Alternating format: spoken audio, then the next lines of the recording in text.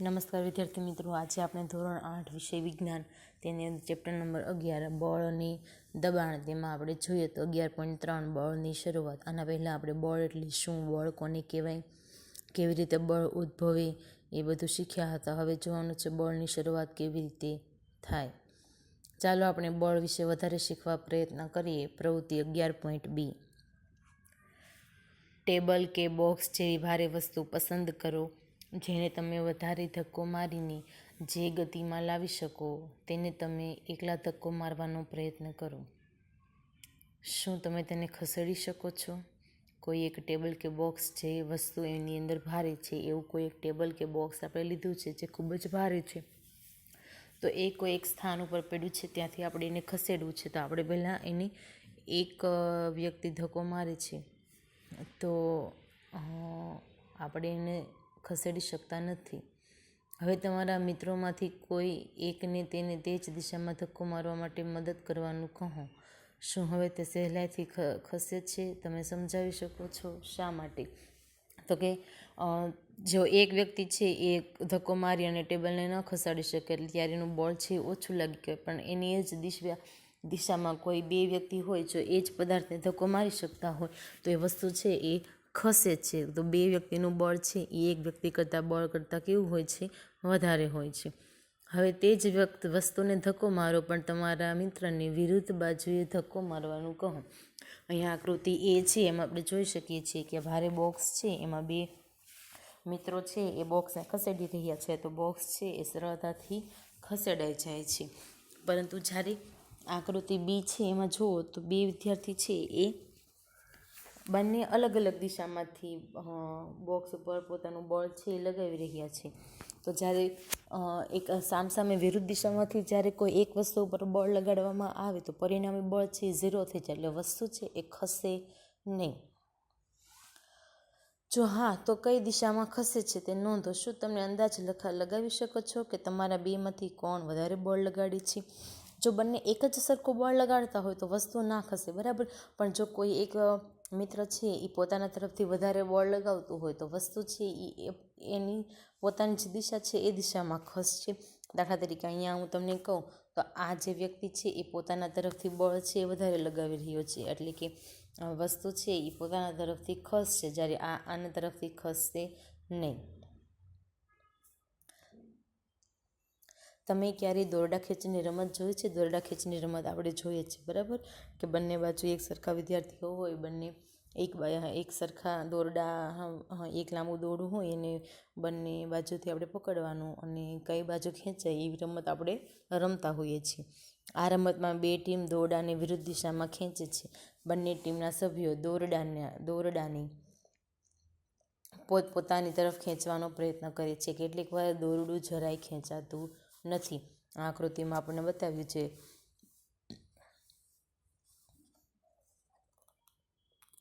જે ટીમ વધારે જોરથી ખેંચે છે, એટલે કે વધારે બળ લગાડે તે અંતે રમત જીતી જાય છે. એટલે કે જે વસ્તુ ઉપર વધારે બળ લગાડવામાં આવે એ વસ્તુ છે એ ખસે, બાકી વસ્તુ ઉપર ઓછું બળ લગાડવામાં આવે તો વસ્તુ છે એ ખસે નહીં. ક્યારેક એવી પરિસ્થિતિ સર્જાય કે બંને બાજુથી એક જ સરખું બળ લગાડવામાં આવે તો પણ વસ્તુ છે એ ખસે નહીં. આ ઉદાહરણો બળના પ્રકાર વિશે સૂચવે છે. બળના પ્રકાર વિશે આપણે ખબર હોવી ખૂબ જ જરૂરી છે. પદાર્થ પર એક જ દિશામાં લગાડેલ બળો એકબીજામાં ઉમેરાય છે. યાદ કરો કે આકૃતિ 11.2માં તમે અને તમારા મિત્ર ભારે બોક્સને એક જ દિશામાં ધક્કો મારો છો ત્યારે શું થાય છે? શું કીધું છે? તો કે એક જ દિશામાં લગાડેલા બળો એકબીજામાં ઉમેરાય છે. હવે આ આકૃતિ છે એમાં શું થાય છે? તો કે બે મિત્રો છે એક જ જગ્યાએ એક જ સરખું બળ લગાડે છે, બરાબર. એટલે કે આ પહેલા મિત્રનું બળ અને બીજા મિત્રનું બળ બંને એક જ જગ્યા ઉપર લાગે છે, એટલે કે બળ છે એ કેવું થઈ ગયું? ડબલ થઈ ગયું. જો બંને બળો પદાર્થ પર વિરુદ્ધ દિશામાં લાગતા હોય તો પરિણામી બળ એ બંને બળોના તફાવત જેટલું હોય છે. બીજી આકૃતિ છે એમાં આ બાજુથી એક ભાઈ બળ લગાડે છે, એક ભાઈ બળ આ બાજુથી બળ લગાડે છે, બરાબર. દાખલા તરીકે આ પેલો ભાઈ છે એનું બળ વધારે છે અને આનું છે એ બળ ઓછું છે, તો કુલ બળ કેટલું લાગ્યું હોય? તો કે આ વધારે બળમાંથી ઓછું બળ બાદ કરો એટલું આપણને કુલ બળ મળે. તો બીજી વસ્તુ એ યાદ રાખવાની છે કે બંને બળોના તફાવત જેટલું હોય છે. શું તો કે જ્યારે બંને બળો પદાર્થ પર વિરુદ્ધ દિશામાં લાગતા હોય ત્યારે લાગતું પરિણામી બળ એ બંને બળોના તફાવત જેટલું હોય છે. જ્યારે તમે અને તમારો મિત્ર ભારે બોક્સને એકબીજાની વિરુદ્ધ દિશામાં ધક્કો મારતા હો તે પ્રવૃત્તિ 11.2માં તમે જોયું છે. યાદ કરો કે દોરડા ખેંચની રમતમાં બંને ટીમો દોરડાને સમાન બળથી ખેંચે છે ત્યારે દોરડું કોઈ પણ દિશામાં ખેંચાતું નથી. આમ આપણે શીખ્યા કે એક બળ બીજા કરતાં વધારે કે ઓછું અથવા એકબીજાને સમાન પણ હોઈ શકે છે. બળ છે એ બીજા બળ કરતાં વધારે પણ હોય, ઓછું પણ હોય અને એક સમાન પણ હોઈ શકે છે. સામાન્ય રીતે બળની માત્રા એ તેના મૂલ્ય વડે દર્શાવવામાં આવે છે. બળ કઈ દિશામાં લાગે છે તેનો પણ આપણે ઉલ્લેખ કરવો પડે. જો બળનું મૂલ્ય કે દિશા બદલાય તો તેની અસર પણ બદલાય છે.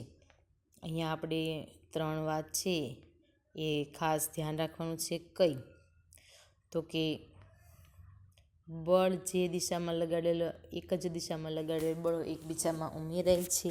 જો વિરુદ્ધ દિશામાં બળો લગાવવામાં આવે તો બંને બળ છે પરિણામી બળ એ બંને બળોના તફાવત જેટલું હોય છે. ત્રીજું તો કે બળ છે એ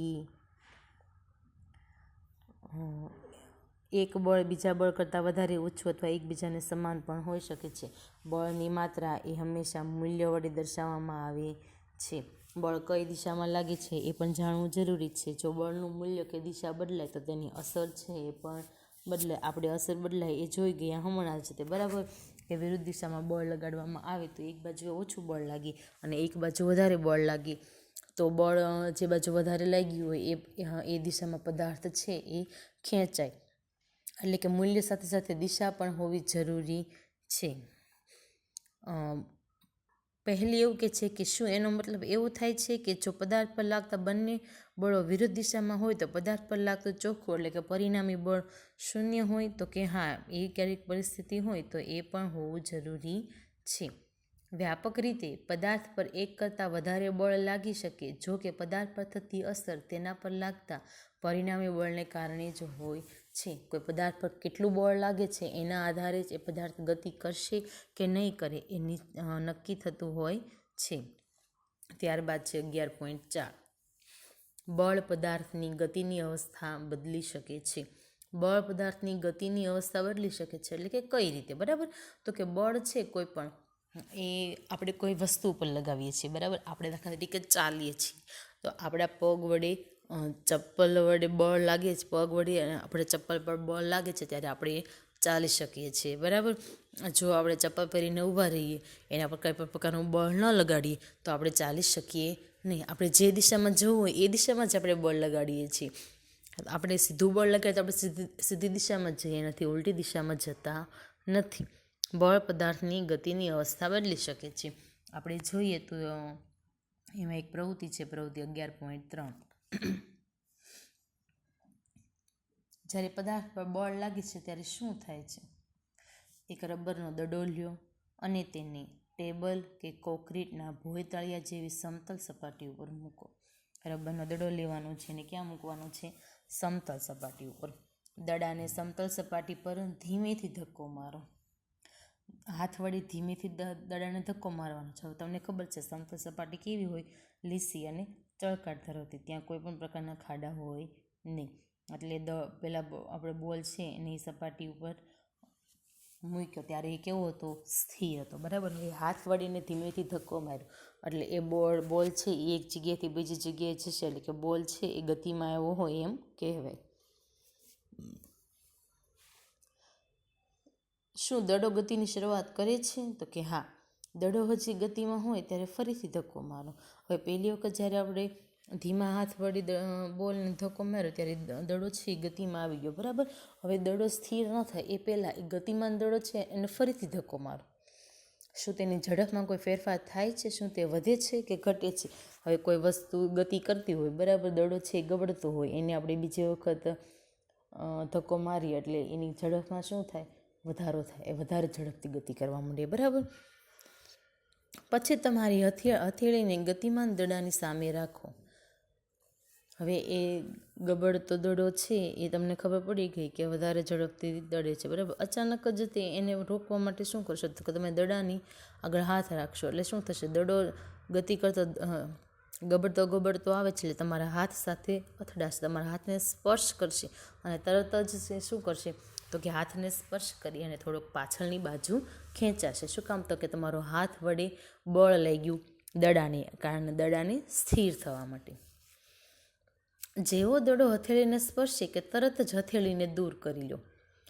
શું હથેળી દડા પર લગાડેલ બળ છે. હવે દડાની ઝડપમાં શું ફેરફાર થાય છે.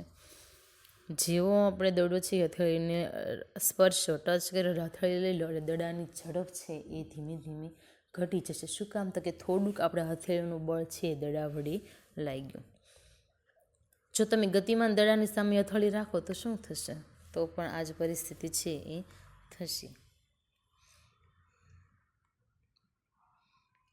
કદાચ તમને સમાન પરિસ્થિતિ યાદ થશે. ઉદાહરણ તરીકે ફૂટબોલની રમતમાં જ્યારે પેનલ્ટી કિક લેવામાં આવે છે ત્યારે ખેલાડી બોલ પર બળ લગાડે છે.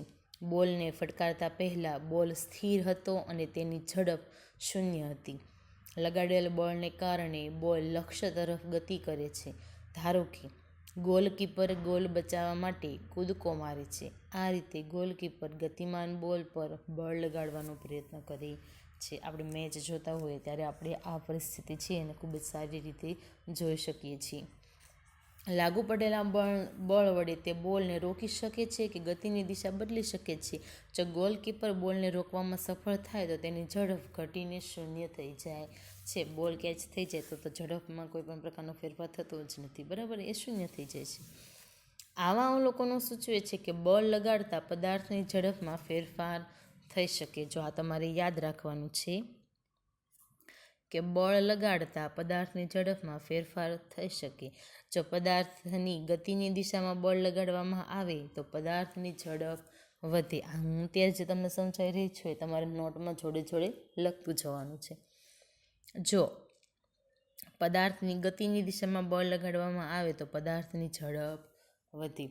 જે દિશામાં આપણે જવું છે એ દિશામાં જ આપણે બળ લગાડીએ તો આપણી ઝડપ છે એમાં શું થાય, વધારો થાય. જો બળ ગતિની વિરુદ્ધ દિશામાં લગાડવામાં આવે તો પરિણામે બળની ઝડપમાં ઘટાડો થાય.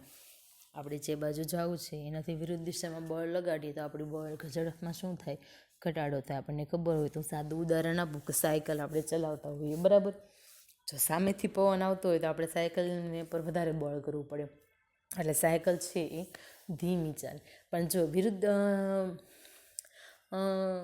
જો આપણે જે દિશામાં ગતિ કરવી છે એ દિશામાં જે પવન આવતો હોય, બરાબર, તો આપણી સાયકલ છે એ ખૂબ જ સારી રીતે જાય. ત્યારે આપણી ઝડપમાં વધારો થાય અને બળ છે એ ઓછું કરવું પડે. પણ જો વિરુદ્ધ દિશામાંથી પવન આવતો હોય તો આપણી સાયકલ છે એ ચાલે નહીં અને ત્યારે આપણી ઝડપમાં શું થાય, ઘટાડો થાય અને બળ છે એ વધારે કરવું પડે. તો આ બાબત છે એ ખાસ ધ્યાન રાખવી. બુઝો મેં બાળકોને એકબીજા સાથે રબરના ટાયરને કોઈ રિંગને ધક્કો મારીને ઝડપથી ચાલવાની સ્પર્ધા કરતા જોયા છે. હવે હું સમજી ગયો કે ધક્કો દેવાથી ટાયરની ઝડપ કેમ વધે છે, બરાબર. આપણે સમજી જઈએ છીએ કે કોઈ વસ્તુને ધક્કો મારીએ તો એ વસ્તુ ગતિ કરે છે. હવે એ ટાયર છે એને વધારે આપણે ધક્કો મારતા જઈએ એટલે ગતિ છે એમાં શું થાય, વધારો જ થાય અને ટાયર છે જે દિશામાં જતું હોય એ દિશામાં જ છે. જો એ ટાયરને એ ગતિ કરતો હોય જે દિશામાં એનાથી વિરુદ્ધ દિશામાં લઈ જવું હોય તો એની ઝડપમાં શું થાય, ઘટાડો થાય. પહેલી એ જાણવા આતુર છે કે પદાર્થ પર લાગુ પડેલું બળ માત્ર પદાર્થની ઝડપમાં ફેરફાર કરે છે. ત્યાર પછીની પ્રવૃત્તિ 11.4 છે એ આપણે આગળના વિડીયોમાં જોઈશું. અત્યારે અહીંયા સુધી રાખીએ. Thank you.